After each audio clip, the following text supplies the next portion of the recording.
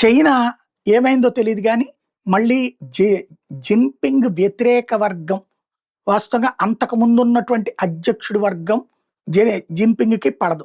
Jinping అంతకు ముందున్నోళ్ళని కొంతమందిని జైళ్ళల్లో పెట్టాడు. కొంతమందిని కేసులు పెట్టిచ్చాడు.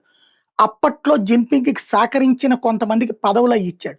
తర్వాత వాళ్ళల్లో కొంతమంది మళ్ళీ పాత వాటికి వెళ్ళిపోయేటప్పటికి కథ మారిపోయింది. దానికి అనుగుణంగా యాక్షన్ మారిపోయినటువంటి పరిస్థితి.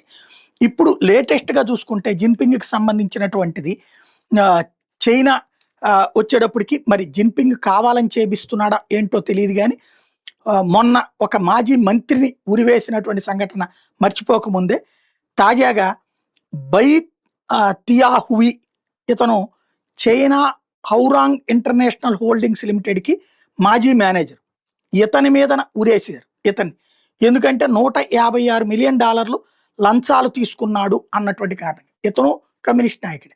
ఓవరాల్‌గా చైనా కమ్యూనిస్ట్ పార్టీలో అవినీతికి పాల్పడ్డారంటూ కొంతమందిని ఉరేయడం, కొంతమంది జైళ్ళలో పెట్టడం. అంటే జిన్‌పింగ్ ఏదన్నా తనకు వ్యతిరేకంగా వస్తున్న తిరుగుబాటును తొక్కేసే ఎత్తుగడ వేస్తున్నాడా అన్నదే సందేహం.